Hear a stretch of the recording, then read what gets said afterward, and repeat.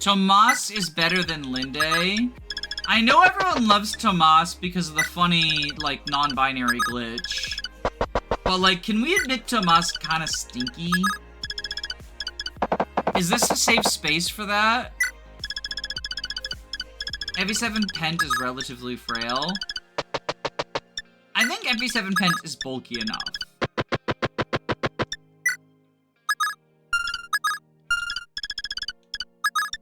I will never admit to Tomas being bad. Never! How is Tomas justifiable over Linde, who has a 20 mite PRF? 20 mite hits on res, by the way. Non-binary people can be stinky too. Stinky!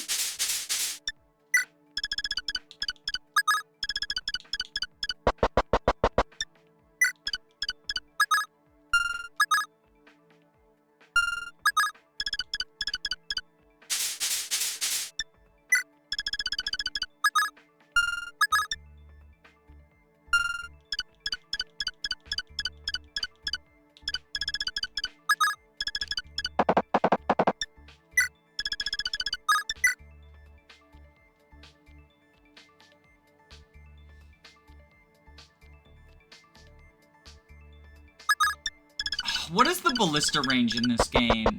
Because it's clearly not 10.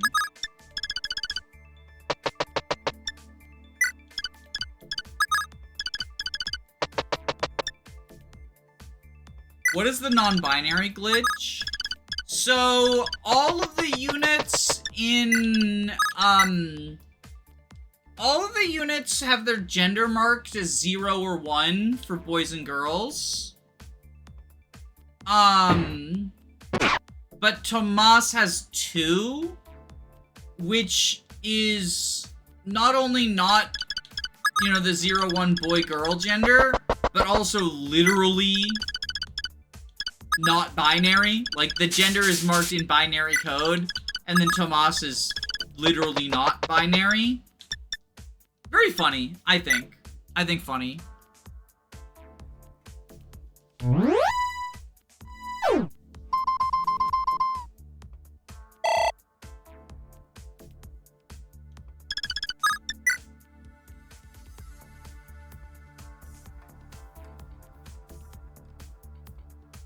But, because of that, Tomas is often hailed as, like, a fan theory, like, non-binary icon.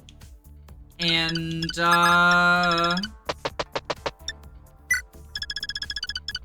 combine that with the fact that, you know, gamers will attach themselves to Shitty Archer, and you end up with, a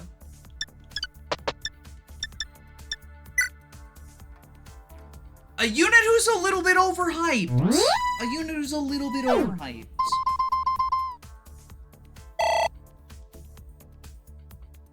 Tomas is not shite? I didn't say Tomas was shite. I did, actually. I said Shitty Archer. That's true. Tomas is Shitty Archer, though. I'll own it. This is a safe space. Tomas stinks. We'll get to the Tomas unit review, but it's like just another, like, what if Gordon died? It's like how McAllen is like, what if Doga died? What if Doga were dead? Then you would use McAllen. What if Gordon was dead? You would use Tomas instead. Or if you didn't train one up, and then decided last minute, like, you know what, actually, I changed my mind. I do want a unit in this class. Even though I had the opportunity to do so. And chose not to. I've changed my mind. And then they're like, he's a classic FE Archer, of course he's shitty. Archer bigotry. Archer bigotry was real though! No Gordon, use George, not Tomas. You get essentially a better Tomas, literally the map before Tomas ever joins. I know, right? Okay, well, Fire Breath the Ballista. Tomas is buns. If Tomas is gonna be an icon, people need better standards. I mean, you know, I think a attaching yourself to a shitty unit is one of the joys of Fire Emblem. Bantu Gaming. I have to re-record Bantu's unit review. I have to re-record Bantu's unit review because 0% Tomas is a sniper with 9 strength. Incorrect. Incorrect. You're thinking of FE1. But also, you have to train him up.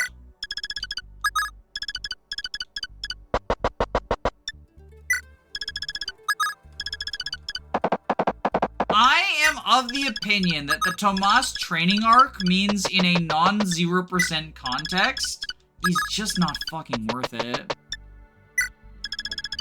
You're not a real gamer until you see a dogshit unit and say that's literally me. Like, that's the other thing, right? If we're evaluating units, somebody asked why I brought up growths in evaluating units. Like, it's because they fucking exist.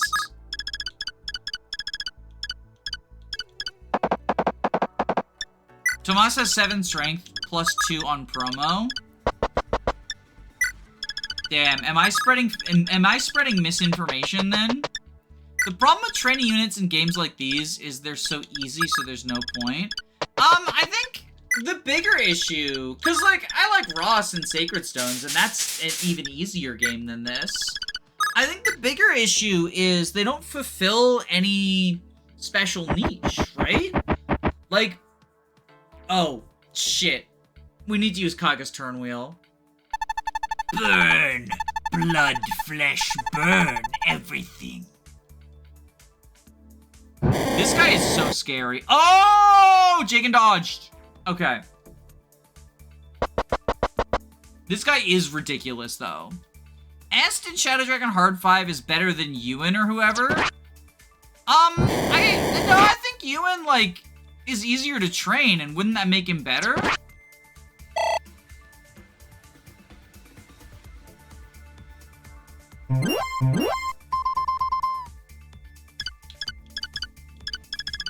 Okay, you have 20 attack, and it pierces defense, to my knowledge.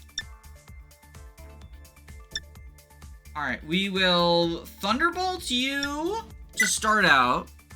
Unit feel-wise? I think, again, oh, are they immune to fucking... Wait, are they immune to magic? I thought that was just Mage Dragons. No, we just missed.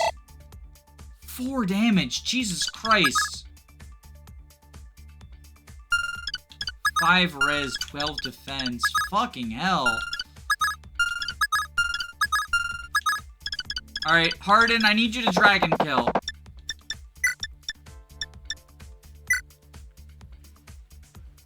Every time I play this map, I just bring Abel and send him into the Manakee Meat Grinder.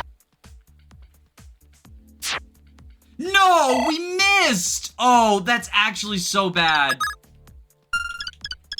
The Linde Aratome moment, though. Okay. We'll get the Linde Aratome moment.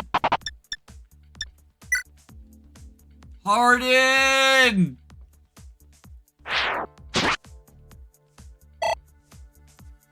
Why is everyone like, one, yeah, this unit is bad, I want debates to happen? What? How did Wendell and Harden both miss a 94? Well, that's why we have 100% of accuracy in Aura. What? 5 res, right. Alright, we're using Kaga's turn wheel. Because I forgot about the 5 res.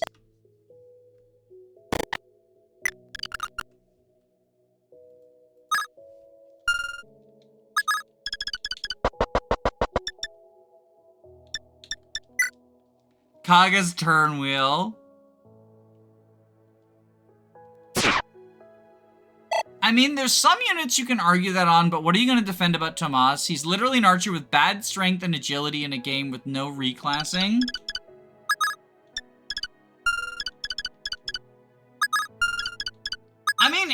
chat is to be believed. He doesn't actually have bad strength.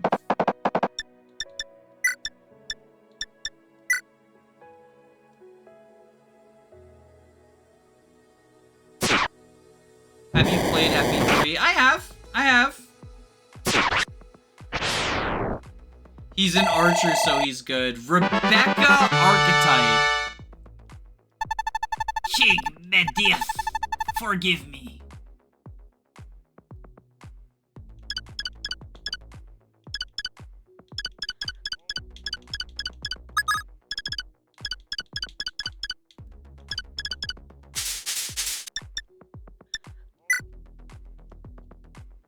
Danny, do you know about the RNG bugs with how growths are calculated? It's why you see a skill luck weapon level so often? No, what is the bug? Inform me.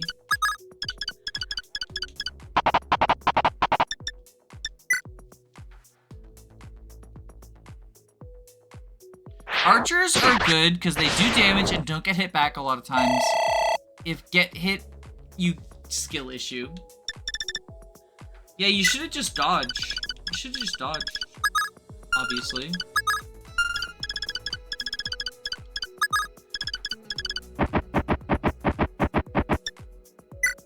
Okay. And we should be through the worst of it.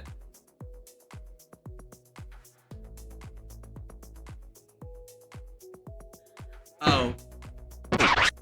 Kaga's turn wheel.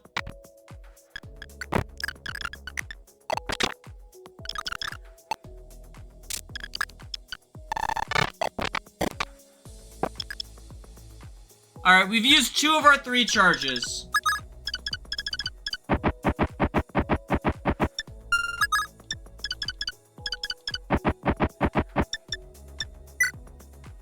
Who's up, Kaga Ignite turn wheel? Chad, I need you to keep me honest with my Kaga's turn wheel charges.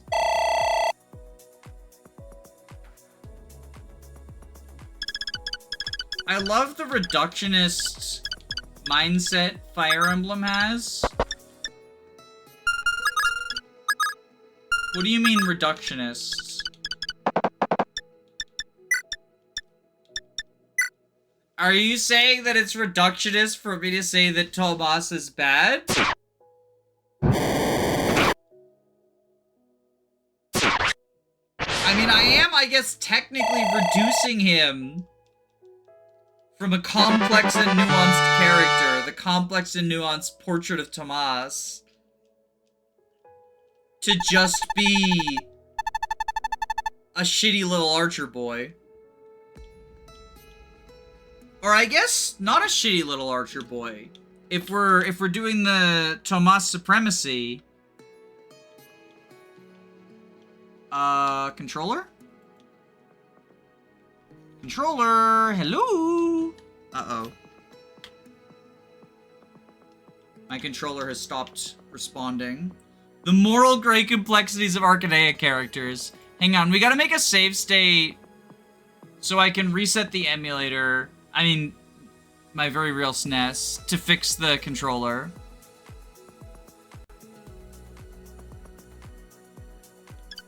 There we go. Shitty little archer they. Yeah, shitty little archer non-binary icon. Nintendo PC. Very real SNES, very real.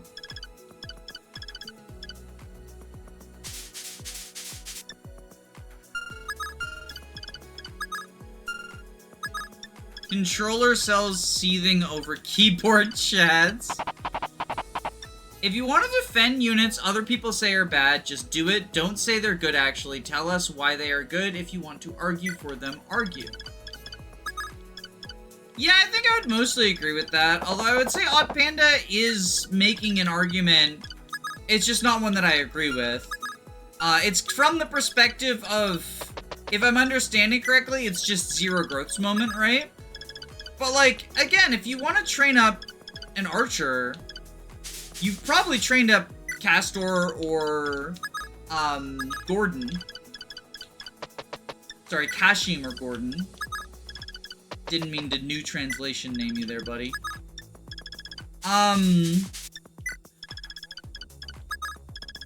And if you didn't bother doing that, you get George for free. I know in a zero growths context, you get, like, the promo bonus on Tomas. You get 9 strength. What's Tomas's base speed? Because, like I said in the George unit review, I think that 12 speed is a very relevant part, and the weapon level, because Tomas does not have 10 weapon level at base. I'm, like, 80% certain.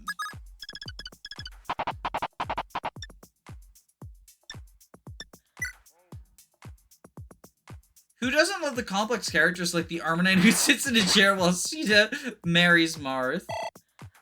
Dolph and McAllen are the most complex and nuanced characters of our time.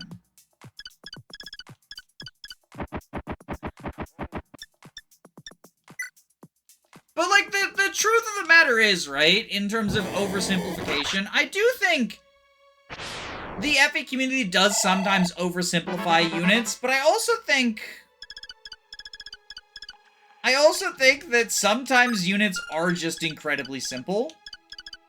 Especially in a game like FE3 Book 1, right? Where there's just not that much too many units. How many unit reviews have we done where it's like, we get 2 of the same guy for free? Like Wolf Zagara, Dolph McAllen coming up. We got 3 Cavaliers in the same chapter. The game just unfortunately doesn't have a lot of complexity. There are some units with interesting niches. Benutu's probably the most complicated. Yeah, Caesar and Rad, right? This is a reminder that it's a remake of Iron Man in the game. Exactly, exactly. Like, so many of these guys are just, they're functionally FE11 generics before FE11 generics. And I think that's awesome, but I also think it makes talking about them and specific units not as interesting as later titles. Even Cain and Abel, yeah. And, you know, the people who would iterate on these sort of archetypes or whatever you want to call them, they do get more nuanced and they do get more interesting. You know, it's more interesting to talk about Kent and Sane or Ford and Kyle or, you know, who insert Christmas Cav here than it is Cain and Abel. Hardin is the best of the 3. I forgot about Hardin! I meant Violent, Roche, and Mathis. I forgot about... You get 4 Cavaliers on that map! I feel like I'm the lawyer for mid-units. The fact of the matter is, despite Arcanea giving you 1 million deployment slots, it also gives you very little reason to deploy the mid-units because it hands you people like Wendell right out the gate, right? So it sort of has the FE7 thing where it's like, why should I use shitty unit when Minerva is here? Mathis doesn't join on Hardin's map. This is FE3, baby. He does. He does. It's chapter 4 of FE3 book 1. They're all on the same map. They moved Mathis to that map because they deleted Mathis's map. They moved Merrick to that map. And then they move Wendell back to the prison map. And Wendell's just in jail. It's an FE3 moment. Wendell is low-key a Pent archetype. So fucking true. So fucking true. But yeah, Mathis is one of the red calves on that map. You can kill Mathis with Violent if you're evil. I could go on a debate about how Alcris does not need Luna at all, but that would take forever. I mean, I think it certainly helps him. It's part of his late game build. But I also think it's overhyped. I think the bigger thing is that, like, his Luna chance is often, like, Etier's accuracy chance. So they kind of do the same thing. But also bow unit moment, right? So they just shoot down flyers.